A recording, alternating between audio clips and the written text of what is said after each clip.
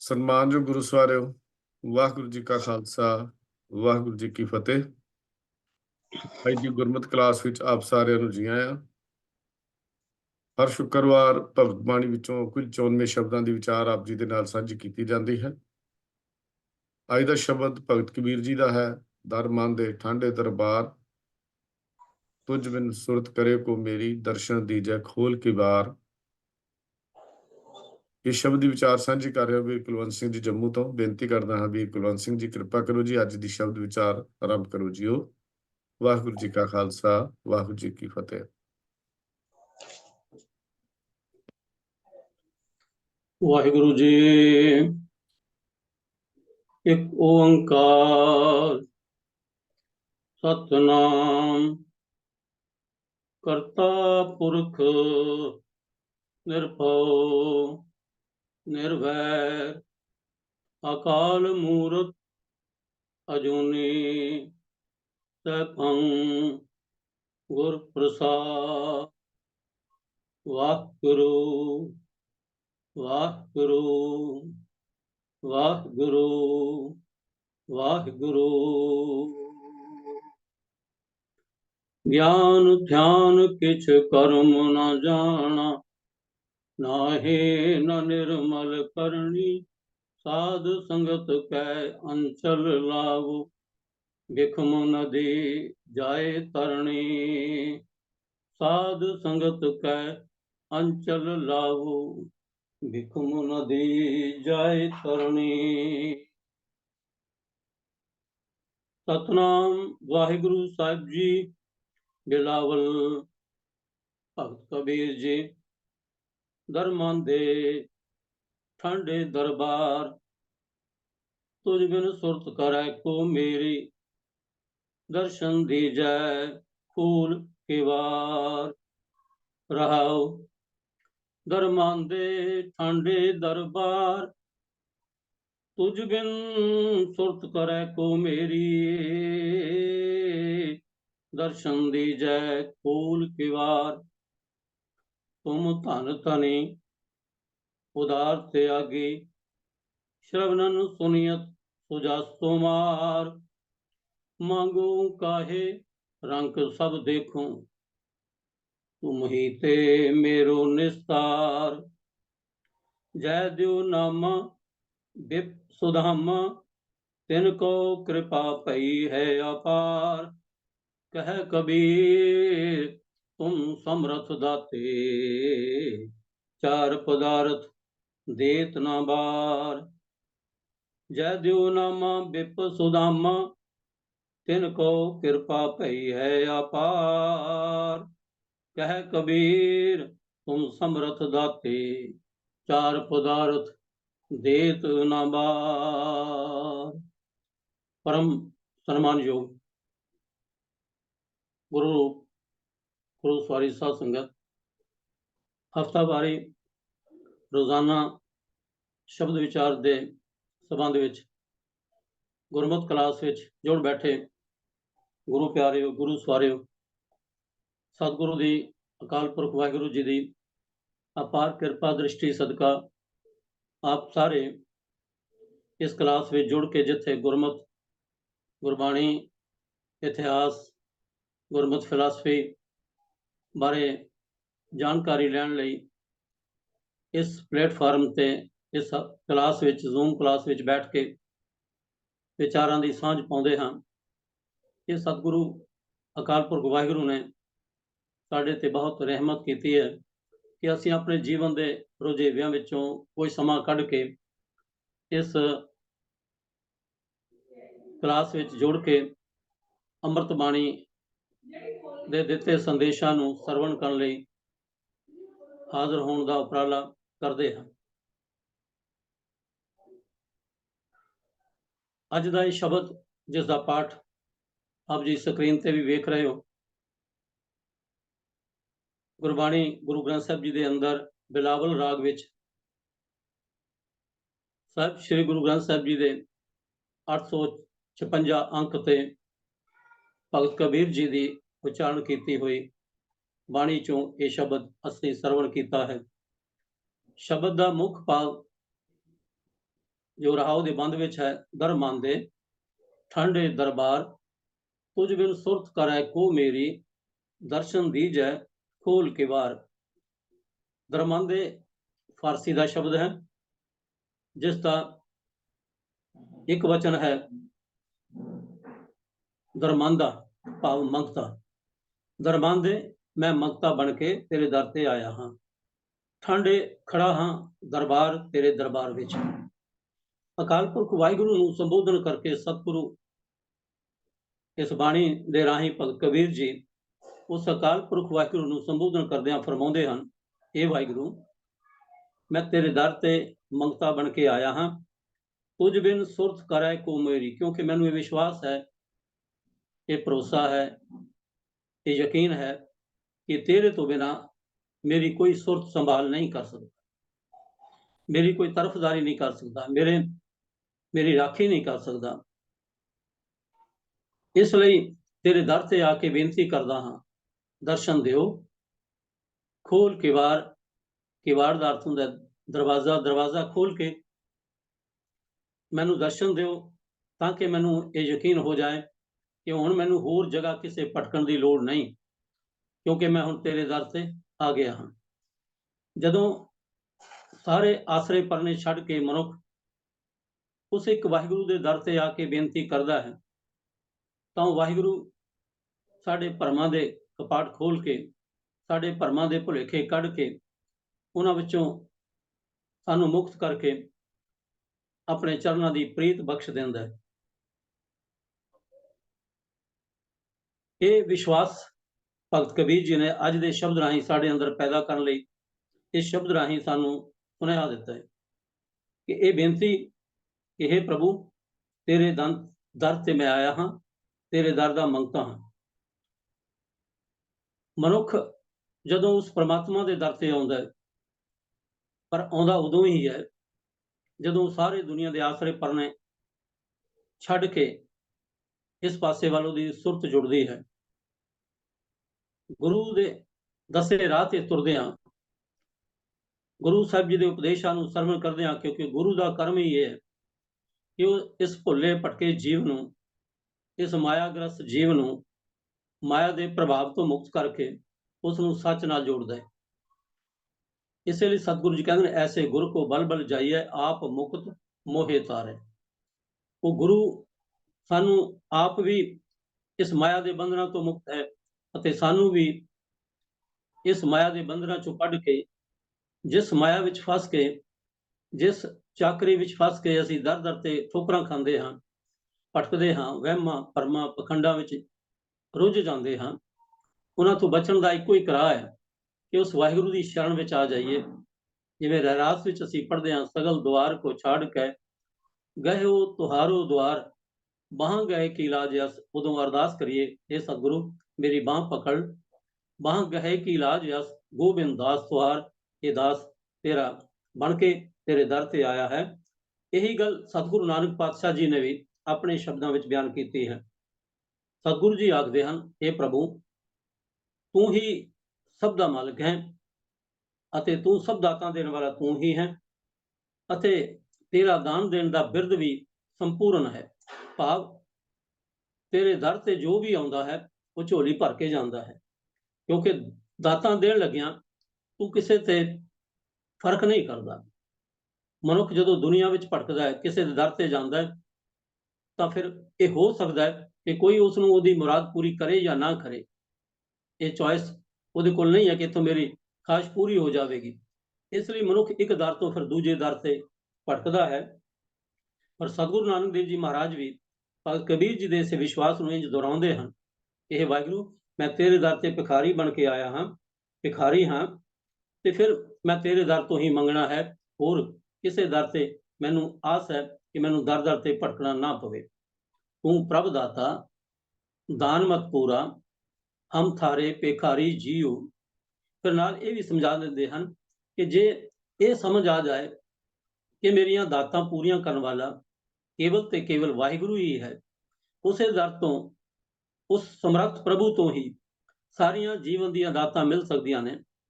ਫਿਰ ਇਹ ਵੀ ਪਤਾ ਲੱਗਣਾ ਚਾਹੀਦਾ ਹੈ ਕਿ ਮੰਗਣਾ ਕੀ ਹੈ ਉਸ ਦਰ ਤੋਂ। ਤੇ ਸਤਿਗੁਰੂ ਜੀ ਆਖਦੇ ਹਨ, मैं क्या मांगू, किछ थिर ना रहाई, हर दीजै नाम प्यारी जी। हे प्रभु, मैं तेरे दर ते आया हाँ, मैं सारे दर ते भटके वेख्या, माया दे सारे द्वारे मैं वेख लेने, पर किते भी चैन नहीं, किते भी शांति नहीं, सगों भटकना तृष्णा होर वधी जाती है। ਅਤੇ ਇਸ प्रभु जी वाहिगुरु जी कृपा करो, ਹੁਣ ਜਿਵੇਂ ਭਗਤ ਕਬੀਰ ਜੀ ਆਖਦੇ ਹਨ, ਦਰਸ਼ਨ ਦੀਜੈ ਖੋਲ ਕੇ ਵਾੜ, ਆਪਣੇ ਦਰਵਾਜ਼ੇ ਖੋਲ ਕੇ ਮੈਨੂੰ ਦਰਸ਼ਨ ਦਿਓ, ਤਾਂ ਕਿ ਮੈਂ ਤੇਰੇ ਨਾਮ ਨਾਲ ਜੁੜ ਸਕਾਂ, ਤੇਰੇ ਚਰਨਾਂ ਦੀ ਖਾਕ ਮਾਣ ਸਕਾਂ। ਬਾਵਨ ਅੱਖਰੀ ਵਿੱਚ ਸਤਿਗੁਰੂ ਗੁਰੂ ਅਰਜਨ ਦੇਵ ਜੀ ਮਹਾਰਾਜ ਨੇ ਵੀ ਇਹਨਾਂ ਸ਼ਬਦਾਂ ਨੂੰ ਇੰਝ ਹੀ ਬਿਆਨ ਕੀਤਾ ਹੈ ਕਿ ਜਦੋਂ ਮਨੁੱਖ ਸਾਰੇ ਆਸਰੇ ਪਰਨੇ ਛੱਡ ਕੇ ਉਸ ਵਾਹਿਗੁਰੂ ਦੇ ਦਰ ਤੇ ਆਉਂਦਾ ਹੈ ਤੇ ਵਾਹਿਗੁਰੂ ਉਸ ਨੂੰ ਆਪਣੇ ਚਰਨਾਂ ਵਿੱਚ ਜੋੜਦਾ ਹੈ, ਉਦੋਂ ਉਹਨੂੰ ਸਮਝ ਆ ਜਾਂਦੀ ਹੈ ਜਿਹੜੀ ਗੱਲ ਜਪਜੀ ਸਾਹਿਬ ਜੀ ਗੁਰੂ ਨਾਨਕ ਸਾਹਿਬ ਜੀ ਨੇ ਕਹੀ ਸੀ ਕਿ ਉਹ ਵਾਹਿਗੁਰੂ ਸਭਨਾ ਜੀਆਂ ਕਾ ਇੱਕ ਦਾਤਾ, ਸੋ ਮੈਂ ਵਿਸਰ ਨਾ ਜਾਈ। ਉਹਨੂੰ ਇਹ ਸਮਝ ਆਉਂਦੀ ਹੈ ਕਿ ਇਹ ਦਾਤਾ ਜਿਸ ਦੇ ਦਰ ਤੇ ਮੈਂ ਹੁਣ ਆਇਆ ਹਾਂ, ਸਾਰੇ ਆਸਰੇ ਪਰਨੇ ਛੱਡ ਕੇ ਹੁਣ ਇੱਥੇ ਪਹੁੰਚਾ ਹਾਂ, ਇਹ ਐਸੀ ਥਾਂ ਹੈ ਜਿੱਥੋਂ ਹੋਰ ਕਿਤੇ ਜਾਣ ਦੀ ਫਿਰ ਲੋੜ ਹੀ ਨਹੀਂ ਰਹਿੰਦੀ। ਐਸਾ ਵਿਸ਼ਵਾਸ ਸਤਿਗੁਰੂ ਅਰਜਨ ਦੇਵ ਜੀ ਬਾਵਨ ਅੱਖਰੀ ਵਿੱਚ ਪ੍ਰਗਟ ਕਰਦੇ ਹਨ। ਦੱਦਾ ਦਾਤਾ ਇੱਕ ਹੈ, ਸਭ ਕੋ ਦੇਵਨਹਾਰ, ਦੇਂਦੇ ਟੋਟ ਨਾ ਆਵੇ, ਅਗੰਤ ਭਰੇ ਭੰਡਾਰ। ਅਤੇ ਫਿਰ ਆਖਦੇ ਹਨ, ਐਸਾ ਵਾਹਿਗੁਰੂ, ਐਸਾ ਦਾਤਾ ਦੇਣ ਵਾਲਾ ਵਾਹਿਗੁਰੂ ਸਦਾ ਜੀਵਨ ਬਖਸ਼ਦਾ ਹੈ। ਦੇਨਹਾਰ ਸਦ ਜੀਵਨਹਾਰਾ, ਇਹ ਵਾਹਿਗੁਰੂ ਦੁਨੀਆ ਦੇ ਦਾਤੇ ਬਣ ਕੇ ਬੈਠੇ ਹੋਏ ਜੀਵ ਆਉਂਦੇ ਹਨ, ਚਲੇ ਜਾਂਦੇ ਹਨ, ਖਤਮ ਹੋ ਜਾਂਦੇ ਨੇ, ਪਰ ਇਹ ਦਾਤਾਰ ਐਸਾ ਹੈ ਜਿਹੜਾ ਸਦਾ ਕਾਇਮ ਰਹਿਣ ਵਾਲਾ ਹੈ। ਆਦਿ ਵੀ ਸੱਚ ਹੈ, ਜੁਗਾਦ ਵੀ ਸੱਚ ਹੈ, ਹੁਣ ਵੀ ਹੈ ਤੇ ਅੱਗੋਂ ਵੀ ਹਮੇਸ਼ਾ ਲਈ ਇਹ ਸਦਾ ਕਾਇਮ ਰਹੇਗਾ। ਸਤਿਗੁਰੂ ਜੀ ਆਖਦੇ ਹਨ, ਦੇਨਹਾਰ ਸਦ ਜੀਵਨਹਾਰਾ, ਮਨ ਮੂਰਖ, ਇਹ ਮੇਰੇ ਮੂਰਖ ਮਨਾ, ਕਿਉਂ ਤਾਹੇ ਬੇਸਾਰਾ, ਤੂੰ ਐਸੇ ਪ੍ਰਭੂ ਨੂੰ ਕਿਉਂ ਭੁਲਾ ਬੈਠਾ ਹੈ ਜਿਹੜਾ ਵਾਹਿਗੁਰੂ ਸਦਾ ਜੀਉਂਦਾ ਹੈ, ਸਦਾ ਜਾਗਦਾ ਹੈ, ਸਦਾ ਤੈਨੂੰ ਵੇਖਦਾ ਹੈ ਅਤੇ ਸਦਾ ਤੇਰੀਆਂ ਦਾਤਾਂ ਨੂੰ ਪੂਰੀਆਂ ਕਰਦਾ ਹੈ। ਐਸੇ ਦਾਤੇ ਨੂੰ ਛੱਡ ਕੇ ਤੂੰ ਹੋਰ ਦਰਾਂ ਤੇ ਕਿਉਂ ਭਟਕਦਾ ਹੈ। ਭਾਈ ਗੁਰਦਾਸ ਜੀ ਨੇ ਵੀ ਇਸੇ ਗੱਲ ਨੂੰ ਆਪਣੇ ਸ਼ਬਦਾਂ ਵਿੱਚ ਬਿਆਨ ਕਰਦਿਆਂ ਇਹ ਗੱਲ ਸਮਝਾਈ ਕਿ ਇਹ ਭਾਈ, ਇਹ ਮਨੁੱਖ, ਜੀਵਨ ਵਿੱਚ ਕਦੀ ਵੀ ਉਹ ਦਾਤਾ ਨਾ ਮੰਗੋ ਕਿ ਉਸ ਨੂੰ ਛੱਡ ਕੇ ਕਿਸੇ ਹੋਰ ਦਰ ਤੇ ਜਾਣਾ ਪਵੇ। ਅਸੀਂ ਵੇਖਦੇ ਹਾਂ, ਜੇ ਕੁੱਤਾ ਸਮਝ ਜਾਏ, ਕੁੱਤੇ ਨੂੰ ਇਹ ਸਮਝ ਆ ਜਾਏ ਕਿ ਇਹ ਮੇਰਾ ਮਾਲਕ ਹੈ, ਉਹਦਾ ਦਰ ਛੱਡ ਕੇ ਫਿਰ ਉਹ ਕਿਤੇ ਨਹੀਂ ਜਾਂਦਾ।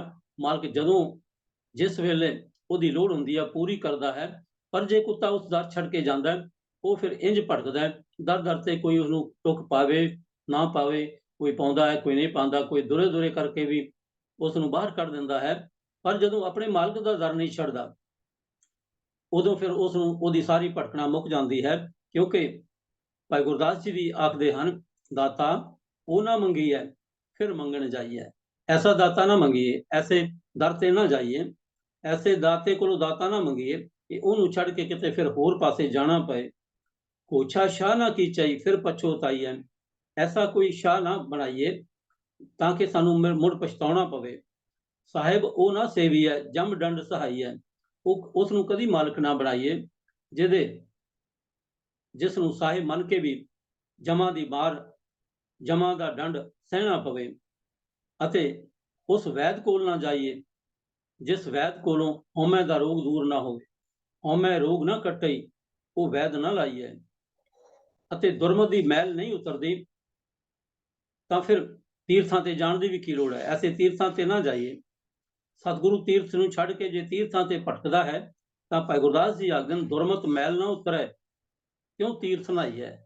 ਫਿਰ ਤੀਰਥ ਨਹਾਉਣ ਦਾ ਕੋਈ ਫਾਇਦਾ ਨਹੀਂ, ਕਿਉਂਕਿ ਉੱਥੇ ਤੀਰਥ ਨਹਾਏ ਨਾ ਉਤਰਸ ਮੈਲ।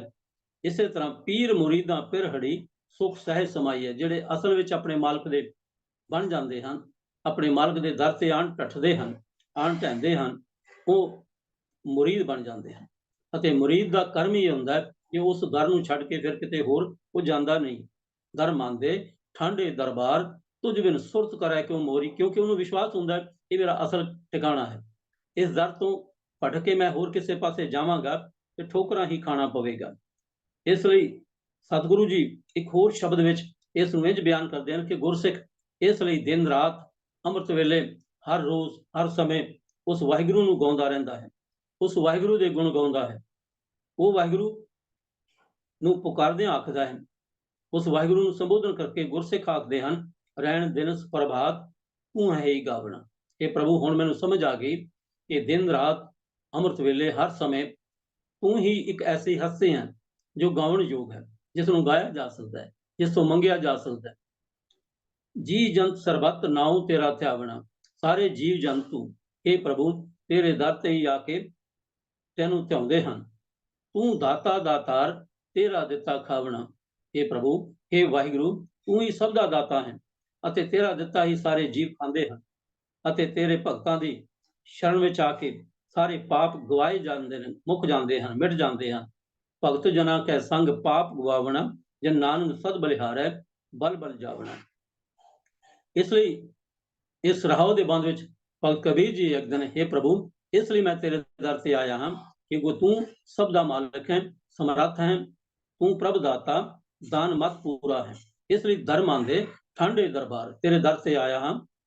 ਤੁਝ ਬਿਨ ਸੁਰਤ ਕਰੈ ਕੋ ਮੇਰੀ, ਕਿਉਂਕਿ ਮੈਨੂੰ ਹੁਣ ਵਿਸ਼ਵਾਸ ਹੋ ਗਿਆ ਕਿ ਜਨ ਕੀ ਕੀਨੀ ਪਾਰ ਬੰਸਾਰ ਆਪਣੇ ਸੇਵਕ ਦੀ ਪੈਜ ਉਹ ਵਾਹਿਗੁਰੂ ਆਪ ਰੱਖ ਲੈਂਦੇ ਹਨ।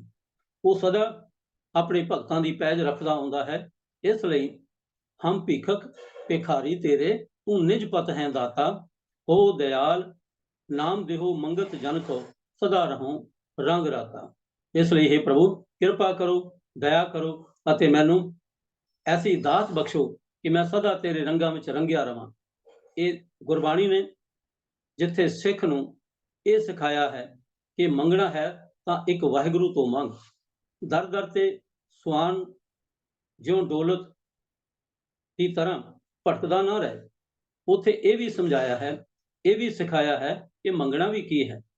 ਤਾਂ ਸਤਿਗੁਰੂ ਕਹਿੰਦੇ, ਜੇ ਉਸ ਧਰਤੀ ਦੇ ਮਾਲਕ ਗੋਪਾਲ ਪ੍ਰਭੂ ਦੇ ਦਰ ਦਾ ਆਰਤਾ ਮੰਗਤਾ ਬਣਨਾ ਹੀ ਹੈ ਤਾਂ ਇਹ ਵੀ ਸਮਝ ਲਈ ਕਿ ਜਿੱਥੇ ਤੂੰ ਉਸ ਵਾਹਿਗੁਰੂ ਦੇ ਦਰ ਤੋਂ ਦੁਨਿਆਵੀ ਜੀਵਨ ਦੀਆਂ, ਇਸ ਸਰੀਰਕ ਜੀਵਨ ਦੀਆਂ ਦਾਤਾਂ ਉਸ ਵਾਹਿਗੁਰੂ ਤੋਂ ਮੰਗਦਾ ਹੈ ਤੇ ਉਹ ਵਾਹਿਗੁਰੂ ਜੋ ਮੰਗੇ ਠਾਕੁਰ ਆਪਣੇ ਤੇ ਸੋਈ ਸੋਈ ਦੇਵੈ, ਉਹ ਸਾਰੀਆਂ ਦਾਤਾਂ ਤੈਨੂੰ ਦਿੰਦਾ ਹੈ। ਪਰ ਇਹ ਵੀ ਖਿਆਲ ਰੱਖੀ ਇਹ ਸਾਰੀਆਂ ਦਾਤਾਂ ਨਾਸ਼ਮਾਨ ਨੇ। ਤੂੰ ਜਿਹਨਾਂ ਦਾਤਾਂ ਨੂੰ ਹੀ ਹਰ ਵਕਤ ਮੰਗਦਾ ਰਹਿੰਦਾ ਹੈ, ਜਿਵੇਂ ਸਰੀਰ ਦੀਆਂ ਲੋੜਾਂ ਬਦਲਦੀਆਂ ਨੇ, ਇਵੇਂ ਸਰੀਰ ਦੀਆਂ ਇਹ ਦਾਤਾਂ ਵੀ ਬਾਰ-ਬਾਰ ਬਦਲਦੀਆਂ ਨੇ। ਜੇ ਤੂੰ ਸਦਾ ਸੁਖੀ ਰਹਿਣਾ ਚਾਹੁੰਦਾ ਤਾਂ ਪ੍ਰਭੂ ਦੇ ਦਰ ਤੋਂ, ਉਸ ਵਾਹਿਗੁਰੂ ਤੋਂ ਝੋਲੀ ਅੱਡ ਕੇ ਇਹ ਮੰਗਣਾ ਸਿੱਖ ਕਿ हे ਵਾਹਿਗੁਰੂ ਤੇਰੇ ਤੋਂ ਬਿਨਾਂ ਹੋਰ ਕਿਤੇ ਸੁੱਖ ਹੈ ਹੀ ਨਹੀਂ। ਕਿਉਂਕਿ ਵਿਣ ਤੁਧ ਹੋਰ ਜੇ ਮੰਗਣਾ, ਸਿਰ ਦੁੱਖਾਂ ਕੈ ਦੁੱਖ, ਦੇਹ ਨਾਮ ਸੰਤੋਖੀਆ, ਉਤਰੈ ਮਨ ਕੀ ਭੁੱਖ। ਅਸਲ ਵਿੱਚ ਜੋ ਦਾਤ ਹੈ ਉਹ ਨਾਮ ਦੀ ਦਾਤ ਹੈ। ਨਾਮ ਕੀ ਹੈ? ਪ੍ਰਭੂ ਦੀ ਹੋਂਦ, ਪ੍ਰਭੂ ਤੇ ਵਿਸ਼ਵਾਸ। ਪ੍ਰਭੂ ਦਾ ਦਰਸ਼ਨ ਕੀ ਹੈ? ਪ੍ਰਭੂ ਦੀ ਹੋਂਦ ਤੇ ਵਿਸ਼ਵਾਸ। ਜਿਉਂ-ਜਿਉਂ ਮਨੁੱਖ ਉਸ ਪ੍ਰਭੂ ਦੇ ਦਰਸ਼ਨਾਂ ਦੀ, ਜਿਵੇਂ ਭਗਤ ਕਬੀਰ ਜੀ ਕਹਿੰਦੇ ਨੇ, ਦਰਸ਼ਨ ਦੀਜੈ ਖੋਲ ਕੇ ਵਾਰ। ਅਸੀਂ ਤੇਰੇ ਦਰ ਤੇ ਤੇਰੇ ਦਰਸ਼ਨਾਂ ਲਈ ਆਏ ਹਾਂ। ਸਾਡੇ ਹਿਰਦੇ ਦੇ ਕਪਾਟ ਖੋਲ ਕੇ ਸਾਨੂੰ ਆਪਣਾ ਦਰਸ਼ਨ ਦਿਓ, ਤਾਂ ਕਿ ਅਸੀਂ ਤੇਰੇ ਇਹਨਾਂ ਦਰਸ਼ਨਾਂ ਤੋਂ ਕੁਰਬਾਨ ਜਾ ਕੇ ਇਹ ਸਮਝ ਸਕੀਏ ਕਿ ਹੁਣ ਮੈਨੂੰ ਹੋਰ ਕਿਸੇ ਜਗ੍ਹਾ ਭਟਕਣ ਦੀ ਲੋੜ ਹੀ ਨਹੀਂ। ਇਹਨਾਂ ਵਿਸ਼ਵਾਸਾਂ ਨੂੰ ਅੱਜ ਦੇ ਸ਼ਬਦ ਵਿੱਚ ਭਗਤ ਕਬੀਰ ਜੀ ਨੇ ਬੜੇ ਸੁੰਦਰ ਢੰਗ ਨਾਲ ਸਾਡੀ ਝੋਲੀ ਵਿੱਚ ਪਾਇਆ ਹੈ। ਪਹਿਲੇ ਬੰਦ ਵਿੱਚ ਭਗਤ ਕਬੀਰ ਜੀ ਆਖਦੇ ਹਨ, ਤੁਮ ਥਨ ਥਨੀ ਉਦਾਰ ਤਿਆਗੀ, ਸ਼ਰਵਨਨ ਸੁਨੀਅਤ ਸੁਜਸ ਤੁਮਾਰ। ਤੁਮ हे ਵਾਹਿਗੁਰੂ ਤੁਸੀਂ ਧਨ ਧਨੀ, ਸਾਰੇ ਧਨ ਪਦਾਰਥਾਂ ਦੇ ਮਾਲਿਕ ਹੋ।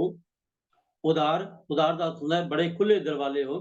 ਭਾਵ ਦਾਤਾਂ ਦੇਣ ਲੱਗਿਆਂ ਤੁਸੀਂ ਕਿਸੇ ਨਾਲ ਫਰਕ ਨਹੀਂ ਰੱਖਦੇ, ਕਿਸੇ ਨੂੰ ਘੱਟ ਕਿਸੇ ਨੂੰ ਵੱਧ ਨਹੀਂ ਦਿੰਦੇ। ਬੜੇ ਖੁੱਲੇ ਦਿਲ ਨਾਲ ਇਹ ਦਾਤਾਂ ਜੀਵਾਂ ਨੂੰ ਵੰਡ ਰਹੇ ਹੋ। ਉਦਾਰ ਹੋ, ਤਿਆਗੀ ਹੋ ਅਤੇ ਦਾਤਾਂ ਦੇਣ ਲੱਗਿਆਂ ਤੁਹਾਡੇ ਮਨ ਵਿੱਚ ਖਾਸ਼ ਵੀ ਕੋਈ ਨਹੀਂ ਉਪਜਦੀ। ਜਿਵੇਂ ਦੁਨਿਆਵੀ ਬੰਦਾ ਕਿਸੇ ਦੀ ਮਦਦ ਕਰਦਾ ਹੈ ਤਾਂ ਵੀ ਇਸ ਆਸ ਨਾਲ ਕਿ ਇਹ ਮੇਰੀ ਮਦਦ ਕਰੇਗਾ, ਇਹ ਕੱਲ ਨੂੰ ਮੇਰੇ ਕੰਮ ਆਏਗਾ। ਉਹਦੇ ਅੰਦਰ ਕੋਈ ਤਿਆਗ ਦੀ ਭਾਵਨਾ ਨਹੀਂ ਹੁੰਦੀ। ਆਪਣੇ ਮਤਲਬ ਪਿੱਛੇ ਕਈ ਵਾਰ ਦਾਨੀ ਬਣ ਜਾਂਦਾ। ਜਿਵੇਂ ਅਸੀਂ ਵੀ ਕਈ ਵਾਰ ਭੁਲੇਖੇ ਵਿੱਚ ਗੁਰਦੁਆਰੇ ਆ ਕੇ ਦਾਨ, ਵੈਸੇ ਗੁਰਮਤਿ ਦੇ ਅੰਦਰ ਦਾਨ ਦੀ ਫਿਲਾਸਫੀ ਨੂੰ ਪ੍ਰਵਾਨਿਆ ਨਹੀਂ ਗਿਆ। ਦਾਨੀ ਇੱਕ ਅਕਾਲ ਪੁਰਖ ਵਾਹਿਗੁਰੂ ਹੈ। ਅਸੀਂ ਤਾਂ ਭਿਖਾਰੀ ਹਾਂ ਉਸ ਦਰ ਤੇ, ਅਤੇ ਭਿਖਾਰੀ ਹੀ ਆਪਣੇ ਉਸ ਦੀਆਂ ਦਾਤਾਂ ਵਿੱਚੋਂ ਕੁਝ ਵਾਪਸ ਕਰਕੇ, ਕੁਝ ਆਪਣੇ ਦਸਵੰਧ ਦੇ ਰੂਪ ਵਿੱਚ ਜੋ ਗੁਰੂ ਅਰਜਨ ਪਾਤਸ਼ਾਹ ਨੇ ਸਾਨੂੰ ਬਖਸ਼ਿਆ ਸੀ, ਉਹ ਦੇ ਕੇ ਇਹ ਆਖੇ ਕਿ ਵਾਹਿਗੁਰੂ ਮੈਂ ਇਹ ਦਾਨ ਕੀਤਾ ਹੈ, ਗੁਰਦੁਆਰੇ ਪੱਖਾ ਲਗਵਾਇਆ ਹੈ, ਇਹ ਦਰੀਆਂ ਦਿੱਤੀਆਂ ਹਨ, ਇਹ ਬਿਲਡਿੰਗ ਲਈ ਇੰਨਾ ਦਾਨ ਕੀਤਾ ਹੈ। ਜੇ ਉਹ ਦਾਨੀ ਬਣ ਬੈਠੇ ਤਾਂ ਸਤਿਗੁਰੂ ਕਹਿੰਦੇ ਹਨ ਇਹ ਉਸ ਦਾ ਭੁਲੇਖਾ ਹੈ ਕਿ ਭਿਖਾਰੀ ਕੀ ਦੂਜੇ ਭਿਖਾਰੀ ਨੂੰ ਦੇਗਾ। ਇਸ ਲਈ ਸਤਿਗੁਰੂ ਜੀ ਨੇ ਕਿਹਾ ਕਿ ਉਹ ਵਾਹਿਗੁਰੂ ਇੱਕ ਐਸੀ ਹਸਤੀ ਹੈ ਜੋ ਨਿਸ਼ਕਾਮ ਤੌਰ ਤੇ ਸਾਰੀ ਮਨੁੱਖਤਾ ਨੂੰ, ਜੀਵ ਜੰਤੂਆਂ ਨੂੰ, ਪਸ਼ੂਆਂ ਨੂੰ, ਪੌਦਿਆਂ ਨੂੰ, ਦਰਖਤਾਂ ਨੂੰ ਹਰ ਚੀਜ਼ ਮੁਹੱਈਆ ਕਰਵਾ ਰਹੀ ਹੈ। ਐਸੀ ਹੀ ਉਹਦੀ ਉਪਮਾ ਮੈਂ ਆਪਣੇ ਕੰਨਾਂ ਨਾਲ ਭਗਤ ਕਬੀਰ ਜੀ ਆਖਦੇ ਨੇ, ਸ਼ਰਵਣਨ ਸੁਨੀਅਤ ਸੋ ਜਸ ਤੁਮਾਰ। ਸ਼ਰਵਣਨ ਮੈਂ ਆਪਣੇ ਕੰਨਾਂ ਨਾਲ ਸੁਨੀਅਤ ਸੁਣੀ ਜਾਂਦੀ ਹੈ, ਸੋ ਜਸ ਤੇਰੀ ਸਿਫਤ ਸਲਾਹ ਸੁਣੀ ਜਾਂਦੀ ਹੈ ਕਿ ਤੂੰ ਐਸਾ ਹੈ, ਤੂੰ ਸਾਰੇ ਪਦਾਰਥਾਂ ਦਾ ਮਾਲਕ ਹੈ, ਤੁਮ ਧਨ ਧਨੀ ਉਦਾਰ ਤਿਆਗੀ। ਉਦਾਰ ਵੀ ਹੈ, ਤਿਆਗੀ ਵੀ ਹੈ। ਤੈਨੂੰ ਕੋਈ ਇਸ ਦਾਤਾਂ ਦੇਣ ਬਦਲੇ ਕੋਈ ਆਪਣੀ ਖਾਸ਼ ਨਹੀਂ ਹੈ ਜੀਵਾਂ ਪਾਸੋਂ ਕਿ ਤੂੰ ਆਪਣੀ ਸਿਫਤ ਸਲਾਹ ਸੁਣਨਾ ਚਾਹੁੰਦਾ ਹੈ, ਜਾਂ ਤੂੰ ਆਪਣੀ ਕੋਈ ਸ਼ੋਭਾ ਚਾਹੁੰਦਾ ਹੈ, ਜਾਂ ਤੂੰ ਆਪਣਾ ਨਾਮ ਜਪਾਉਣਾ ਚਾਹੁੰਦਾ ਹੈ। ਇਹ ਐਸੀ ਵੀ ਗੱਲ ਨਹੀਂ, ਕਿਉਂਕਿ ਮੈਂ ਇਹੀ ਸ਼ੋਭਾ ਤੇਰੇ ਦਰ ਤੋਂ, ਤੇਰੇ ਭਗਤਾਂ ਤੋਂ ਸੁਣੀ ਹੈ। ਤੁਮ ਤਨ ਧਨੀ ਉਦਾਰ ਤਿਆਗੀ, ਸ਼ਰਵਣਨ ਸੁਨੀਅਤ ਸੋ ਜਸ ਤੁਮਾਰ। ਚੰਗੀ ਸ਼ੋਭਾ ਸੁਣੀ ਹੈ। ਅਤੇ ਫਿਰ ਮੈਂ ਇਹ ਸਮਝ ਲਿਆ ਹੈ, ਮੰਗੂ ਕਾਹੇ ਰੰਗ ਸਭ ਦੇਖੋ। ਇਸ ਲਈ ਫਿਰ ਮੈਂ ਤੇਰੇ ਦਰ ਤੇ ਆਇਆ ਹਾਂ, ਕਿਉਂਕਿ ਮੈਂ ਬਾਹਰ ਵੇਖਦਾ ਸਾਰੇ ਭਿਖਾਰੀ ਨੇ ਤੇਰੇ ਦਰ ਦੇ। ਫਿਰ ਮੈਂ ਭਿਖਾਰੀਆਂ ਤੋਂ ਕਿਉਂ ਮੰਗਾ ਜਦੋਂ ਤੇਰੇ ਪਾਸ ਹੀ ਸਾਰੀਆਂ ਦਾਤਾਂ ਮਿਲ ਜਾਂਦੀਆਂ ਨੇ। ਮੰਗੂ ਕਾਹੇ ਰੰਗ ਸਭ ਦੇਖੋ, ਮੈਂ ਹੋਰ ਕਿਸੇ ਤੋਂ ਕਿਉਂ ਮੰਗਾ, ਸਾਰੇ ਹੀ ਮੈਨੂੰ ਕੰਗਾਲ ਦਿਸਦੇ ਨੇ ਤੇਰੇ ਸਾਹਮਣੇ। ਤੁਮ ਹੀ ਤੇ ਮੇਰੋ ਨਿਸਤਾਰ, ਮੇਰਾ ਨਿਸਤਾਰਾ, ਮੇਰਾ ਪਾਰ ਉਤਾਰਾ, ਪਰ ਮੇਰੇ ਦੇ ਮਨ ਦਾ ਚੈਨ हे ਪ੍ਰਭੂ ਤੇਰੇ ਦਰ ਤੋਂ ਹੀ ਹੋ ਸਕਦਾ ਹੈ। ਇਸ ਲਈ ਮੈਂ ਤੇਰਾ ਦਰ ਛੱਡ ਕੇ ਹੋਰ ਕਿਸੇ ਪਾਸੇ ਨਹੀਂ ਜਾ ਸਕਦਾ। हे ਪ੍ਰਭੂ ਤੂੰ ਹੀ ਜਗਤ ਦੇ, ਇਸ ਸੰਸਾਰ ਦੇ ਸਾਰੇ ਧਨ ਪਦਾਰਥਾਂ ਦਾ ਮਾਲਕ ਹੈ ਤੇ ਬੜੇ ਖੁੱਲੇ ਦਿਲ ਵਾਲਾ ਦਾਨੀ ਹੈ। ਜਗਤ ਵਿੱਚ ਤੇਰੀ ਹੀ ਦਾਨੀ ਹੋਣ ਦੀ ਮਿੱਠੀ ਸ਼ੋਭਾ ਕੰਨੀ ਸੁਣੀ ਜਾ ਰਹੀ ਹੈ। ਮੈਂ ਹੋਰ ਕਿਸ ਪਾਸੋਂ ਮੰਗਾ, ਮੈਨੂੰ ਤਾਂ ਸਭ ਕੰਗਾਲ ਦਿਸ ਰਹੇ ਹਨ। ਮੇਰਾ ਬੇੜਾ ਤੇਰੇ ਰਾਹੀਂ ਹੀ ਇਹ ਸੰਸਾਰ, ਇਸ ਭਵਜਲ ਸਾਗਰ ਤੋਂ ਪਾਰ ਹੋ ਸਕਦਾ ਹੈ। ਇਤਿਹਾਸ ਵਿੱਚ ਇੱਕ ਸਾਖੀ ਸੁਣਨ ਪੜ੍ਹਨ ਵਿੱਚ ਆਈ ਸੀ ਕਿ ਮਹਾਰਾਜਾ ਰਣਜੀਤ ਸਿੰਘ ਜਦੋਂ ਕਸੂਰ ਦੀ ਜੰਗ ਵਿੱਚ ਚੜ੍ਹਾਈ ਕਰਨ ਜਾਂਦੇ ਹਨ ਤੇ ਜਾਂਦਿਆਂ ਦਰਬਾਰ ਸਾਹਿਬ ਦੇ ਇੱਕ ਅਰਦਾਸੀਏ ਗ੍ਰੰਥੀ ਸਾਹਿਬ ਤੋਂ ਅਰਦਾਸ ਕਰਵਾਈ ਕਿ ਸੱਚੇ ਪਾਤਸ਼ਾਹ ਖਾਲਸਾ ਪੰਥ ਇਹ ਜੰਗ ਜਿੱਤੇਗਾ, ਜਿੱਤ ਜਾਵੇ ਤੇ ਅਸੀਂ ਮਿਹਨਤ, ਐਸੀ ਰਹਿਮਤ ਕਰੀ, ਐਸੀ ਬਖਸ਼ਿਸ਼ ਕਰੀ। ਤਾਂ ਉਹ ਅਰਦਾਸ ਕਰਾ ਕੇ ਦਰਬਾਰ ਸਾਹਿਬ ਤੋਂ ਉਸ ਕਸੂਰ ਦੀ ਜੰਗ ਵਿੱਚ ਜਾ ਕੇ ਫਤਿਹ ਪ੍ਰਾਪਤ ਕੀਤੀ। ਅਤੇ ਜਦੋਂ ਵਾਪਸ ਆਏ ਤੇ ਉਹਨਾਂ ਦੇ ਮਨ ਵਿੱਚ ਖਿਆਲ ਆਇਆ ਕਿ ਜਿਸ ਗ੍ਰੰਥੀ ਸਿੰਘ ਤੋਂ ਮੈਂ ਇਹ ਅਰਦਾਸ ਕਰਵਾਈ ਹੈ, ਜਿਸ ਗ੍ਰੰਥੀ ਸਿੰਘ ਨੇ ਗੁਰੂ ਗ੍ਰੰਥ ਸਾਹਿਬ ਜੀ ਦੇ ਅੱਗੇ ਮੇਰੀ ਅਰਦਾਸ ਕੀਤੀ ਤੇ ਮੈਨੂੰ ਫਤਿਹ ਮਿਲੀ ਹੈ ਇਸ ਜੰਗ ਵਿੱਚ, ਉਸ ਗ੍ਰੰਥੀ ਸਾਹਿਬ ਨੂੰ ਜਿੱਥੇ ਮੈਂ ਸਨਮਾਨ ਦੇ ਕੇ ਆਵਾਂ ਅਤੇ ਫਿਰ ਧੰਨਵਾਦ ਵੀ ਕਰਕੇ ਆਵਾਂ। ਉਹ ਕਹਿੰਦੇ ਹਨ ਕਿ ਜਦੋਂ ਮਹਾਰਾਜਾ ਰਣਜੀਤ ਸਿੰਘ ਉਸ ਗ੍ਰੰਥੀ ਸਾਹਿਬ ਪਾਸ ਵਾਪਸ ਗਏ ਤੇ ਕਹਿਣ ਲੱਗੇ, ਭਾਈ ਸਾਹਿਬ ਤੁਸੀਂ ਬਹੁਤ ਮੇਰੇ ਤੇ ਰਹਿਮਤ ਕੀਤੀ, ਗੁਰੂ ਰਾਮਦਾਸ ਦੇ ਦਰ ਤੇ ਮੇਰੇ ਵਾਸਤੇ ਅਰਦਾਸ ਕੀਤੀ, ਤੁਹਾਡੀ ਅਰਦਾਸ ਗੁਰੂ ਰਾਮਦਾਸ ਜੀ ਨੇ ਪੂਰੀ ਕੀਤੀ ਅਤੇ ਸਾਨੂੰ ਖਾਲਸਾ ਪੰਥ ਨੂੰ ਫਤਿਹ ਹੋਈ ਹੈ। ਹੁਣ ਤੁਸੀਂ ਮੰਗੋ ਕੀ ਚਾਹੁੰਦੇ ਹੋ। ਤਾਂ ਕਹਿੰਦੇ ਹਨ ਉਸ ਗ੍ਰੰਥੀ ਸਾਹਿਬ ਨੇ ਆਖਿਆ, ਰਾਜਾ ਜਦੋਂ ਤੂੰ ਪਹਿਲੀ ਵਾਰ ਆਇਆ ਸੈਂ ਉਦੋਂ ਭਿਖਾਰੀ ਬਣ ਕੇ ਆਇਆ ਸੈਂ ਗੁਰੂ ਰਾਮਦਾਸ ਦੇ ਦਰ ਦਾ, ਅਤੇ ਤੂੰ ਭਿਖਾਰੀ ਬਣ ਕੇ ਅਰਦਾਸਾਂ ਕਰਵਾ ਕੇ ਤੂੰ ਜੰਗ ਜਿੱਤ ਕੇ ਆਇਆ ਹੈ ਤੇ ਹੁਣ ਤੂੰ ਦਾਨੀ ਬਣ ਕੇ ਆ ਗਿਆ ਹੈ। ਇਹ ਯਾਦ ਰੱਖੀ, ਜਿਸ ਦਰ ਤੋਂ ਤੂੰ ਮੰਗਿਆ ਉਸ ਦਰ ਦਾ ਮੈਂ ਸੇਵਕ ਹਾਂ, ਉਸ ਦਰ ਦਾ ਕੂਕਰ ਹਾਂ, ਉੱਥੋਂ ਜੋ ਮੰਗੋ ਉਹ ਮਿਲਦਾ ਹੈ। ਇਸ ਲਈ ਮੈਨੂੰ ਤੇਰੇ ਪਾਸੋਂ ਕੋਈ ਹੋਰ ਦਾਤ ਦੀ ਲੋੜ ਹੀ ਨਹੀਂ। ਐਸਾ ਮਨ ਵਿੱਚ ਵਿਸ਼ਵਾਸ ਸਿੱਖ ਦਾ ਪੱਕਾ ਹੋ ਜਾਏ, ਕਿਉਂਕਿ ਉਸ ਨੂੰ ਇਹ ਯਕੀਨ ਹੋ ਜਾਂਦਾ ਹੈ ਉਸ ਪ੍ਰਭੂ ਤੋਂ ਬਿਨਾਂ ਹੋਰ ਸਾਰੇ ਕੰਗਾਲ ਨੇ, ਹੋਰ ਸਾਰੇ ਭਿਖਾਰੀ ਨੇ। ਇਸ ਲਈ ਇੱਕ ਭਿਖਾਰੀ ਦੂਜੇ ਭਿਖਾਰੀ ਤੋਂ ਕੀ ਮੰਗੇਗਾ। ਤੇ ਇਸ ਲਈ ਸਤਿਗੁਰੂ ਜੀ ਆਖਦੇ ਹਨ ਕਿ ਜੇ ਮੰਗਣਾ ਹੀ ਹੈ, ਕਿਉਂਕਿ ਮਨੁੱਖ ਹੈ, ਮਨੁੱਖ ਦੀਆਂ ਲੋੜਾਂ ਵੀ ਨੇ, ਕਿਸੇ ਵੇਲੇ ਘੱਟ ਵਿਸ਼ਵਾਸ ਵੀ ਨਹੀਂ ਹੁੰਦਾ, ਕਿਸੇ ਵੇਲੇ ਇਹ ਯਕੀਨ, ਇਹ ਭਰੋਸਾ ਵੱਜਦਾ ਵੀ ਨਹੀਂ, ਕਿਸੇ ਵੇਲੇ ਉਹ ਸਬਰ ਸੰਤੋਖ ਆਉਂਦਾ ਵੀ ਨਹੀਂ, ਤਾਂ ਉਸ ਨੂੰ ਇਹ ਲੋੜ ਮਹਿਸੂਸ ਹੁੰਦੀ ਹੈ ਕਿਵੇਂ ਕਰਾਂਗਾ। ਤੂੰ ਆਪਣੀਆਂ ਲੋੜਾਂ ਪੂਰੀਆਂ ਕਰ ਲਈ, ਅਰਦਾਸਾਂ ਬੇਨਤੀਆਂ ਕਰਦਾ ਹੈ ਤੇ ਸਤਿਗੁਰੂ ਕਹਿੰਦੇ ਨੇ ਜੇ ਬੇਨਤੀ ਕਰਨੀ ਹੈ ਤਾਂ ਉਸ ਵਾਹਿਗੁਰੂ ਦੇ ਅੱਗੇ ਕਰਿਆ ਕਰ। ਜਿਵੇਂ ਕਬੀਰ ਸਾਹਿਬ ਜੀ ਆਖਦੇ ਨੇ, ਤੁਮ ਤਨ ਧਨੀ ਉਦਾਰ ਤਿਆਗੀ। ਉਹ ਵਾਹਿਗੁਰੂ ਹੀ ਐਸਾ ਇੱਕ ਸ਼ਕਤੀਵਾਨ, ਇੱਕ ਐਸਾ ਸਮਰੱਥ ਦਾਤਾ ਹੈ ਜਿਹੜੀਆਂ ਸਾਰੀਆਂ ਦਾਤਾਂ ਦੇਣ ਵਾਲਾ ਹੈ। ਇਸ ਲਈ ਜੇ ਤੂੰ ਮੰਗਣਾ ਹੀ ਹੈ ਤਾਂ ਸਤਿਗੁਰੂ ਜੀ ਬਾਣੀ ਵਿੱਚ ਇੰਝ ਵੀ ਆਖਦੇ ਹਨ, ਮੰਗੋ ਰਾਮ ਤੇ ਸਭ ਤੋਂ। ਸਾਰੀਆਂ ਦਾਤਾਂ ਜੇ ਮੰਗਣੀਆਂ ਹੀ ਹਨ, ਮੰਗ ਕੇ ਹੀ ਲੈਣੀ ਹੈ ਚਾਹੁੰਦਾ ਹੈ ਤਾਂ ਉਸ ਵਾਹਿਗੁਰੂ ਤੋਂ ਮੰਗਿਆ ਕਰ, ਰਾਮ ਤੋਂ ਮੰਗਿਆ ਕਰ, ਕਿਉਂਕਿ ਮਨ ਕੋ ਜਾਚਤ ਸ਼ਰਮ ਪਾਈ ਹੈ। ਫਿਰ ਜੇ ਤੂੰ ਮਨੁੱਖਾਂ ਕੋਲੋਂ ਮੰਗਦਾ ਰਹੇਗਾ, ਮਨੁੱਖਾਂ ਦੇ ਦਰ ਤੇ ਜਾ ਕੇ ਝੋਲੀਆਂ ਅੜਦਾ ਰਹੇਗਾ ਤਾਂ ਇਹ ਸਾਰੀ ਤੇਰੀ ਮਿਹਨਤ ਵਿਅਰਥ ਹੀ ਮਿਹਨਤ ਜਾਏਗੀ, ਕਿਉਂਕਿ ਮਨੁੱਖਾਂ ਤੇ ਭਰੋਸਾ ਨਹੀਂ ਹੁੰਦਾ, ਕੋਈ ਦਿੰਦਾ ਹੈ ਕੋਈ ਨਹੀਂ ਦਿੰਦਾ। ਪਰ ਜੇ ਤੂੰ ਰਾਮ ਤੋਂ ਦਾਤਾ ਮੰਗੇ, ਜੇ ਉਹ ਰਾਮ ਦੇ ਦਰ ਤੇ ਜਾ ਕੇ ਟੱਟ ਪਵੇਂ, ਤਾਂ ਪ੍ਰਭ ਕੈ ਸਿਮਰਨ ਮੋਖ, ਤੂੰ ਇਹਨਾਂ ਮੰਗਣ ਦੀ ਬਿਰਤੀ ਤੋਂ ਹੀ ਮੁਕਤ ਹੋ ਜਾਵੇਂਗਾ, ਕਿਉਂਕਿ ਉਹ ਵਾਹਿਗੁਰੂ ਸਰਬ ਕਲਾਂ ਦਾ ਦਾਤਾ ਹੈ, ਉਹ ਵਾਹਿਗੁਰੂ ਸਰਬ ਦਾ ਗਿਆਤਾ ਹੈ, ਉਹ ਸਾਡੇ ਮਨ ਦੀਆਂ ਇੱਛਾਵਾਂ ਪੂਰੀਆਂ ਕਰਨ ਵਾਲਾ ਹੈ। ਪ੍ਰਭ ਕੈ ਸਿਮਰਨ ਮੋਖ, ਜਦੋਂ ਸਾਰੀਆਂ ਆਸਾਂ ਪੂਰੀਆਂ ਕਰਨ ਵਾਲਾ ਵਾਹਿਗੁਰੂ ਸਾਡੇ ਹਿਰਦੇ ਵਿੱਚ ਵਸ ਜਾਏ, ਉਦੋਂ ਮਨੁੱਖ ਦੁਨਿਆਵੀ ਮੰਗਤਿਆਂ ਦੀ ਤਰ੍ਹਾਂ ਮੰਗਣ ਤੋਂ ਮੁਕਤੀ ਹਾਸਲ ਕਰ ਲੈਂਦਾ ਹੈ। ਉਹ ਵਿਕਾਰਾਂ ਤੋਂ ਮੁਕਤ ਹੋ ਜਾਂਦਾ ਹੈ ਅਤੇ ਆਪਣੇ ਮਾਲਕ ਦਾ ਦਰ ਦਾ ਕੂਕਰ ਬਣ ਕੇ ਸਦਾ ਉਸਦੇ ਭਰੋਸੇ ਤੇ ਜਿਉਂਦਾ ਹੈ। ਸਤਿਗੁਰੂ ਜੀ ਇਸ ਗੱਲ ਨੂੰ ਵਿਆਖਿਆ ਸਹਿਤ ਸਮਝਾਉਂਦੇ ਹਨ। ਘੋਖੇ ਮੁਨ ਜਨ ਸਿਮਰਤ ਪ੍ਰਾਨਾ, ਵੇਦ ਪੁਕਾਰੈ ਘੋਖ। ਮੈਂ ਸਾਰੇ ਵੇਦ ਸ਼ਾਸਤਰ ਵੀ ਦੇਖ ਲਏ, ਵੇਦ ਸ਼ਾਸਤਰ ਸਿਮਰਤੀਆਂ ਪ੍ਰਾਣ ਸਾਰੇ ਇਹੀ ਗੱਲ ਸਿਖਾਉਂਦੇ ਹਨ। ਕਿਰਪਾ ਸਿੰਧ ਸੇਵ ਸੱਚ ਪਾਈਐ, ਦੋਵੇਂ ਸੁਹੇਲੇ ਲੋਕ।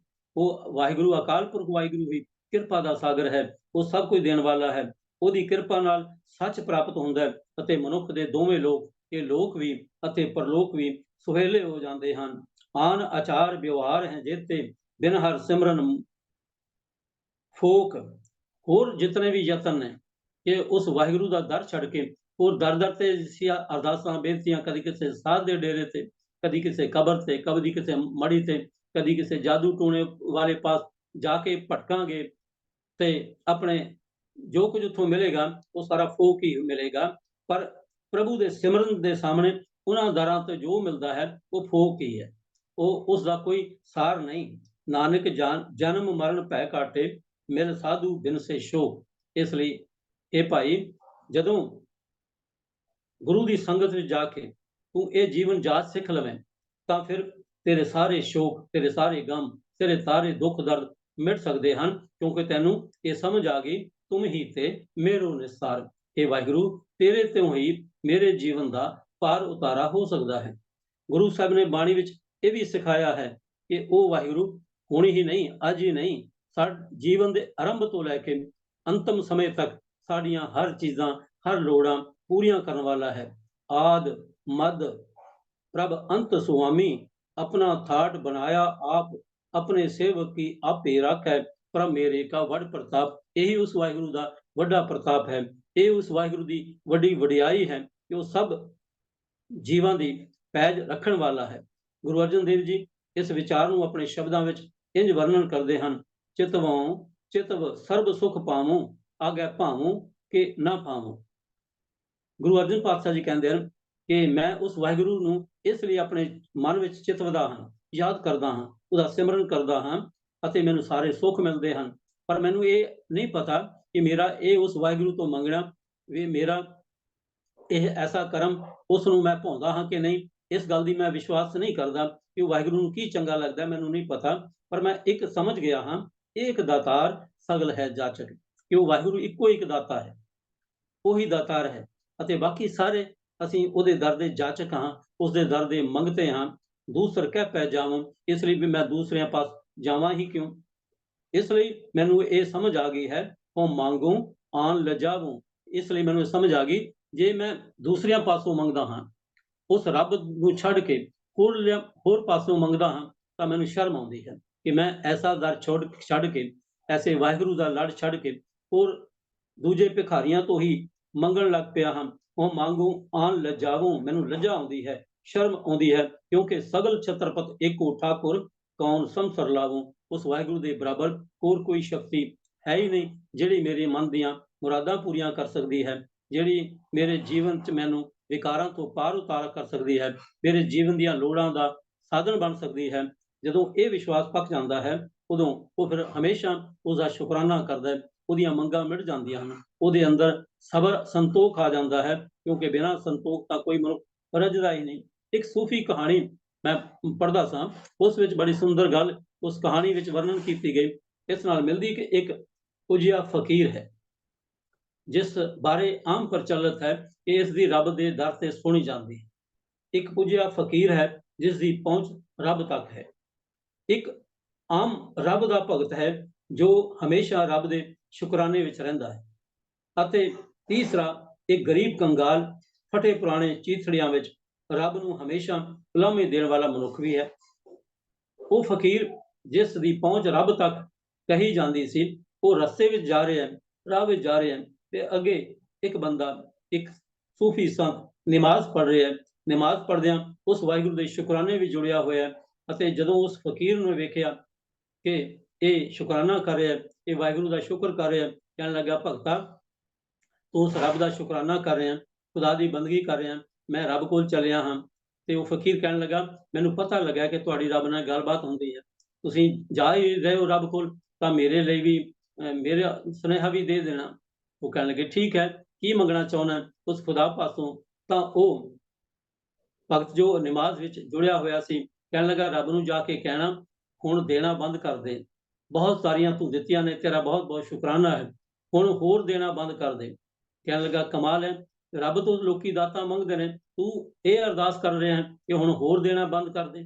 ਕਹਿਣ ਲੱਗਾ, ਹੁਣ ਲੋੜ ਹੀ ਨਹੀਂ ਤੇ ਕਿਉਂ ਦੇਈ ਜਾ ਰਿਹਾ ਹੈ, ਤੂੰ ਕਿਸੇ ਹੋਰ ਨੂੰ ਦੇ ਦੇਈਂ। ਇੰਝ ਉਹ ਅੱਗੇ ਗਿਆ, ਤੇ ਅੱਗੇ ਉਹ ਫਟੇ ਪੁਰਾਣੇ ਕੱਪੜਿਆਂ, ਚੀਥੜਿਆਂ ਵਿੱਚ ਬੈਠਾ ਇੱਕ ਗਰੀਬ ਭਿਖਾਰੀ ਉਹ ਬੈਠਾ ਹੈ। ਉਹ ਉਸਨੇ ਵੀ ਕਿਹਾ, ਇਹ ਰੱਬ ਦੇ ਫਕੀਰ, ਮੈਂ ਸੁਣਿਆ ਕਿ ਤੂੰ ਰੱਬ ਨਾਲ ਤੇਰੀ ਸਿੱਧੀ ਗੱਲਬਾਤ ਹੈ, ਲੋਕੀ ਕਹਿੰਦੇ ਨੇ ਉਹ ਫਕੀਰ ਹੈ, ਉਹ ਸਿੱਧਾ ਰੱਬ ਨਾਲ ਗੱਲਾਂ ਬਾਤਾਂ ਕਰਦਾ, ਮੇਰਾ ਵੀ ਜਾ ਕੇ ਸੁਨੇਹਾ ਦੇ ਦੇਈਂ। ਕਹਿਣ ਲੱਗਾ, ਕੀ ਸੁਨੇਹਾ ਦੇਣਾ ਤੇਰਾ? ਉਹ ਕਹਿਣ ਲੱਗਾ, ਰੱਬ ਨੂੰ ਜਾ ਕੇ ਆਖੀ, ਮੈਂ ਤੇਰਾ ਕੀ ਮਾਂ ਪੁੱਟੇ ਨੇ, ਮੈਂ ਤੇਰਾ ਕੀ ਵਿਗਾੜਿਆ ਕਿ ਮੈਨੂੰ ਗਰੀਬੀ ਰੱਖਿਆ, ਮੇਰੇ ਫਟੇ ਪੁਰਾਣੇ ਕੱਪੜੇ ਨੇ, ਖਾਣ ਨੂੰ ਰੋਟੀ ਇੱਕ ਡੰਗ ਮਿਲਦੀ, ਕਦੇ ਮਿਲਦੀ ਨਹੀਂ, ਮੇਰੇ ਬੱਚੇ ਭੁੱਖੇ ਮਰਦੇ ਨੇ, ਤੇ ਤੂੰ, ਮੈਂ ਤੇਰਾ ਕੀ ਵਿਗਾੜਿਆ, ਤੂੰ ਮੈਨੂੰ ਇਸ ਹਾਲਤ ਵਿੱਚ ਕਿਉਂ ਰੱਖਿਆ ਹੋਇਆ ਕਿ ਮੇਰਾ ਉਲਾਮਾ ਰੱਬ ਨੂੰ ਜਾ ਕੇ ਦੇ। ਉਹ ਫਕੀਰ ਆਪਣੀ ਮੰਜ਼ਿਲ ਤੇ ਪੁੱਜਾ, ਵਾਪਸ ਆਉਂਦਿਆਂ ਜਦੋਂ ਫਿਰ ਉਸੇ ਰਾਹ ਤੋਂ ਵਾਪਸ ਮੁੜਿਆ, ਤਾਂ ਉਸ ਮਨੁੱਖ ਕੋਲ ਜਿਸ ਨੇ ਕਿਹਾ ਸੀ ਕਿ ਰੱਬ ਨੂੰ ਕਹਿਣਾ ਕਿ ਮੈਨੂੰ ਹੋਰ ਦਾਤਾਂ ਦੇਣੀਆਂ ਬੰਦ ਕਰ, ਉਹ ਪੁੱਛਦਾ ਕਿ ਫਕੀਰ ਸਾਹਿਬ, ਤੁਸੀਂ ਮੇਰੀ ਬੇਨਤੀ ਰੱਬ ਨੂੰ ਕਹੀ ਸੀ? ਕਹਿਣ ਲੱਗੇ, ਹਾਂ, ਮੈਂ ਤੇਰੇ ਬਾਰੇ ਕਿਹਾ ਸੀ ਕਿ ਉਹ ਕਹਿੰਦਾ ਹੋਰ ਦਾਤਾਂ ਦੇਣੀਆਂ ਬੰਦ ਕਰ ਦਿਓ। ਕਹਿੰਦਾ, ਫਿਰ ਰੱਬ ਨੇ ਕੀ ਕਿਹਾ? ਉਹ ਫਕੀਰ ਉੱਤਰ ਦਿੰਦਾ ਕਿ ਰੱਬ ਨੇ ਕਿਹਾ ਕਿ ਉਹਨੂੰ ਕਹੀਂ, ਜਿਹੜਾ ਕਹਿੰਦਾ ਹੋਰ ਦਾਤਾਂ ਦੇਣੀਆਂ ਬੰਦ ਕਰ, ਤੇ ਸ਼ੁਕਰਾਨਾ ਕਰਨਾ ਬੰਦ ਕਰ। ਤੂੰ ਰੋਜ਼ ਸ਼ੁਕਰ ਕਰਦਾ, ਇਸ ਲਈ ਸ਼ੁਕਰ ਦੇ ਇਵਜ਼ ਵਿੱਚ ਦੇਣਾ ਹੀ ਦੇਣਾ ਹੁੰਦਾ ਹੈ। ਜੇ ਤੈਨੂੰ ਹੋਰ ਦਾਤਾਂ ਨਹੀਂ ਚਾਹੀਦੀਆਂ, ਹੋਰ ਕੁਝ ਨਹੀਂ ਚਾਹੀਦਾ, ਤਾਂ ਸ਼ੁਕਰਾਨਾ ਬੰਦ ਕਰ ਦੇ। ਉਹ ਫਕੀਰ ਕਹਿਣ ਲੱਗਾ, ਕਮਾਲ ਹੈ, ਸ਼ੁਕਰਾਨਾ ਹੀ ਤਾਂ ਮੇਰੀ ਜੀਵਨ ਦੀ ਖੁਰਾਕ ਹੈ, ਸ਼ੁਕਰਾਨਾ ਹੀ ਤਾਂ ਮੇਰੇ ਆਤਮਾ ਦੀ ਖੁਰਾਕ ਹੈ। ਰੱਬ ਦਿੰਦਾ ਹੈ ਦੇਵੇ, ਨਹੀਂ ਦਿੰਦਾ ਨਾ ਦੇ, ਪਰ ਮੈਂ ਸ਼ੁਕਰਾਨਾ ਕਦੀ ਨਹੀਂ ਛੱਡ ਸਕਦਾ। ਤੇ ਜਦੋਂ ਦੂਸਰੇ ਪਾਸ ਪਹੁੰਚਾ, ਤੇ ਉਸਨੇ ਉਸ ਨੂੰ ਕਿਹਾ ਕਿ ਮੈਂ ਤੇਰੀ ਗੱਲ ਰੱਬ ਨਾਲ ਕੀਤੀ ਹੈ। ਉਹ ਭਿਖਾਰੀ ਪੁੱਛਣ ਲੱਗਾ, ਰੱਬ ਨੇ ਕੀ ਆਖਿਆ? ਰੱਬ ਕਹਿੰਦਾ, ਉਹਨੂੰ ਕਹੀਂ ਕਿ ਤੂੰ ਸ਼ੁਕਰਾਨਾ ਕਰਿਆ ਕਰ, ਫਿਰ ਸਾਰੀਆਂ ਦਾਤਾਂ ਮਿਲਣਗੀਆਂ। ਉਹ ਅੱਗੋਂ ਭਿਖਾਰੀ ਕਹਿੰਦਾ, ਕਾਹਦਾ ਸ਼ੁਕਰਾਨਾ? ਇਹਨਾਂ ਫਟੇ ਕੱਪੜਿਆਂ ਦਾ, ਇਹਨਾਂ ਭੁੱਖੇ ਰਹਿਣ ਦਾ, ਇਹਨਾਂ ਦਰ ਦੀ ਤਰਾਸਦੀ ਦਾ ਕਾਹਦਾ ਸ਼ੁਕਰਾਨਾ ਕਰਾਂ? ਉਸਨੇ ਦਿੱਤਾ ਹੀ ਕੁਝ ਨਹੀਂ। ਕਹਿਣ ਤੋਂ ਮੁਰਾਦ ਕਿ ਜਿਸ ਨੇ ਸ਼ੁਕਰਾਨੇ ਵਿੱਚ ਜੁੜ ਗਿਆ, ਸਾਰੀਆਂ ਦਾਤਾਂ ਦਾ ਉਹ ਮਾਲਕ ਬਣ ਜਾਂਦਾ ਹੈ।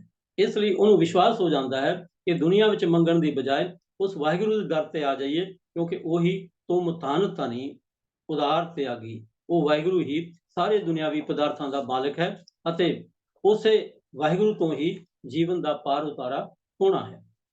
ਤੀਸਰੇ ਬੰਦ ਵਿੱਚ ਭਗਤ ਕਬੀਰ ਜੀ ਆਖਰੀ ਬੰਦ ਵਿੱਚ ਫਰਮਾਉਂਦੇ ਹਨ, ਜੈ ਦਿਓ ਨਾਮਾ ਬਿਪ ਸੁਦਾਮਾ, ਤਿਨ ਕੋ ਕਿਰਪਾ ਪਈ ਹੈ ਅਪਾਰ, ਕਹਿ ਕਬੀਰ ਤੁਮ ਸਮਰਥ ਦਾਤੇ, ਚਾਰ ਪਦਾਰਥ ਦੇਤ ਨਾ ਬਾਰ।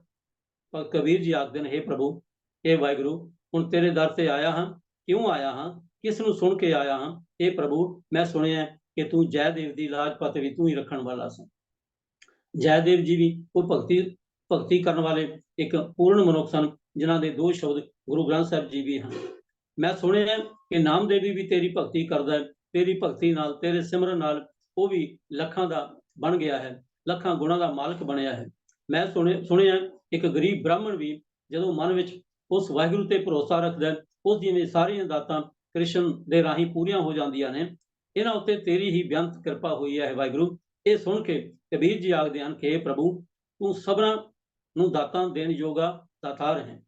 ਜੀਵਾਂ ਨੂੰ ਚਾਰ ਪਦਾਰਥ ਦਿੰਦਿਆਂ ਤੈਨੂੰ ਰਤਾ ਢਿੱਲ ਨਹੀਂ ਲੱਗਦੀ, ਤੂੰ ਇੱਕ ਪਲ ਨਹੀਂ ਲਾਉਂਦਾ। ਜਿਹੜਾ ਵੀ ਤੇਰੇ ਦਰ ਤੇ ਆ ਕੇ ਬੇਨਤੀ ਕਰਦਾ ਹੈ, ਜੋਦਰੀ ਕਰਦਾ ਹੈ, ਆਪਣਾ ਆਪ ਸਮਰਪਿਤ ਕਰਦਾ ਹੈ, ਉਹ ਤੇਰੇ ਤੋਂ ਸਾਰੀਆਂ ਦਾਤਾਂ ਪ੍ਰਾਪਤ ਕਰ ਲੈਂਦਾ ਹੈ। ਗੁਰੂ ਅਰਜਨ ਸਾਹਿਬ ਜੀ ਨੇ ਇਹਨਾਂ ਭਗਤਾਂ ਦਾ ਜ਼ਿਕਰ ਕਰਦਿਆਂ ਜਦੋਂ ਇਹ ਇੱਕ ਕਹਾਣੀ ਪ੍ਰਚਲਿਤ ਸੀ ਕਿ ਭਗਤ ਧੰਨੇ ਨੇ ਪੱਥਰ ਵਿੱਚੋਂ ਰੱਬ ਨੂੰ ਪ੍ਰਾਪਤ ਕੀਤਾ, ਤਾਂ ਉਹਨਾਂ ਨੇ ਮਿਸਾਲ ਦੇ ਕੇ ਇਹ ਗੱਲ ਨੂੰ ਸਮਝਾਇਆ ਕਿ ਪੱਥਰਾਂ ਦੀ ਪੂਜਾ ਨਾਲ ਨਹੀਂ, ਉਹ ਮਾਲਕ ਦਾ ਪ੍ਰੇਮ ਭਗਤੀ ਦਾ ਭੁੱਖਾ ਹੈ।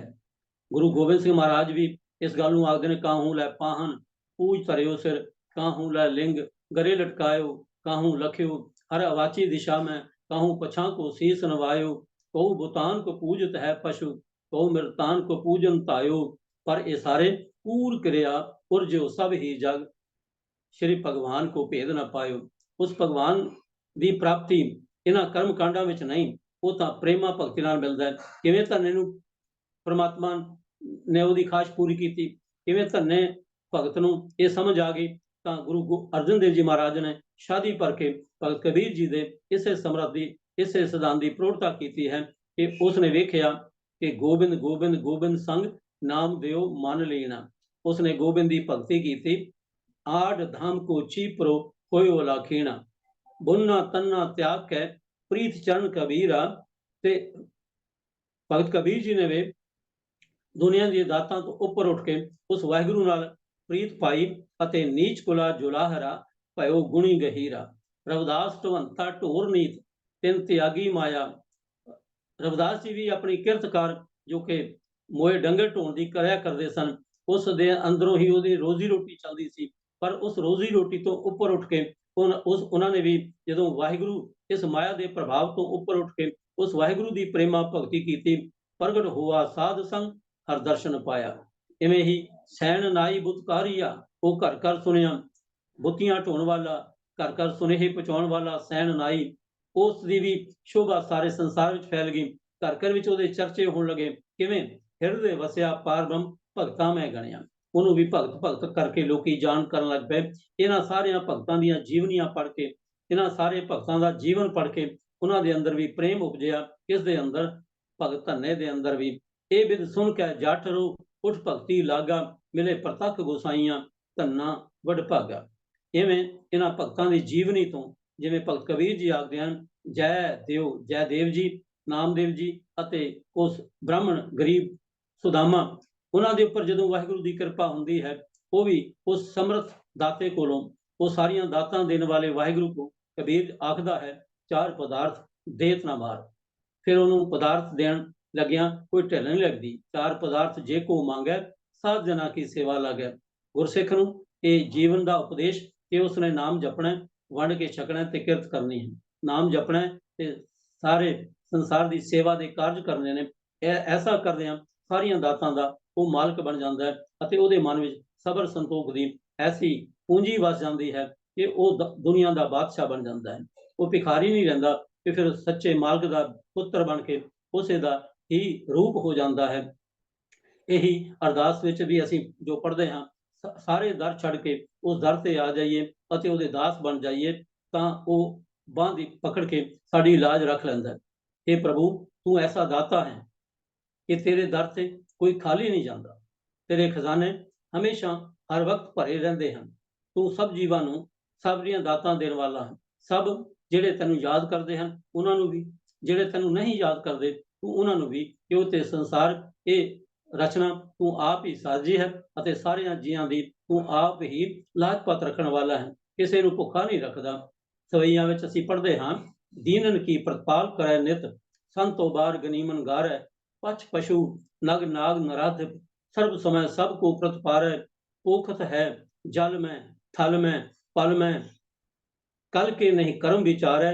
वो ऐसा दीन दयाल है। दीन दयाल दया निध, दया का खजाना है। दोखन देखत है, वो साडे दोख भी देखदा है। ਅਸੀਂ ਉਸ ਨੂੰ ਯਾਦ ਕਰੀਏ ਨਾ ਕਰੀਏ, ਪਰ ਉਹ ਜਿਹੜੀਆਂ ਸਾਡੀਆਂ ਲੋੜਾਂ ਨੇ ਉਸ ਨੇ ਸਾਡੀ ਲੋੜ ਦੇ ਮੁਤਾਬਕ ਸਭ ਕੁਝ ਦਿੰਦਾ ਹੈ, ਪਰ ਦੇਤਨਾ ਹਾਰ ਹੈ। ਉਹ ਆਪਣਾ ਇਹ ਬਿਰਧ ਕਦੀ ਨਹੀਂ ਛੱਡਦਾ। ਇਸ ਲਈ ਭਰੋਸਾ ਰੱਖੀਏ ਕਿ ਉਹ ਦਿੰਦਾ ਰਹੇਗਾ। ਅਸੀਂ ਭਾਵੇਂ ਥੱਕ ਜਾਈਏ ਲੈ ਲੈ ਕੇ, ਦਿੰਦਾ ਦੇ ਲੈਂਦੇ ਥੱਕ ਪਾਹੇ, ਜੁਗਾਂ ਜੁਗੰਤਰ ਖਾਹੀ ਖਾਹੇ। ਇਸ ਲਈ ਸਤਿਗੁਰੂ ਬਖਸ਼ਿਸ਼ ਕਰਨ, ਅੱਜ ਦੇ ਇਸ ਪਾਵਨ ਸ਼ਬਦ ਰਾਹੀਂ ਗੁਰੂ ਬਾਣੀ ਦੇ ਇਸ ਸ਼ਬਦ ਭਗਤ ਕਬੀਰ ਜੀ ਨੇ ਜੋ ਉਚਾਰਨ ਕੀਤਾ ਹੈ, ਇਸ ਵਿੱਚ ਸਾਨੂੰ ਇਹ ਸੁੰਦਰ ਉਪਦੇਸ਼ ਕੀਤਾ ਹੈ ਕਿ ਹੋਰ ਸਾਰੇ ਆਸਰੇ ਪਰਨੇ ਛੱਡ ਕੇ ਉਸ ਵਾਹਿਗੁਰੂ ਦੇ ਦਰ ਦਾ ਭਿਖਾਰੀ ਬਣ ਜਾਈਏ, ਉਸ ਵਾਹਿਗੁਰੂ ਦੇ ਦਰ ਦਾ ਮੰਗਤਾ ਬਣ ਜਾਈਏ।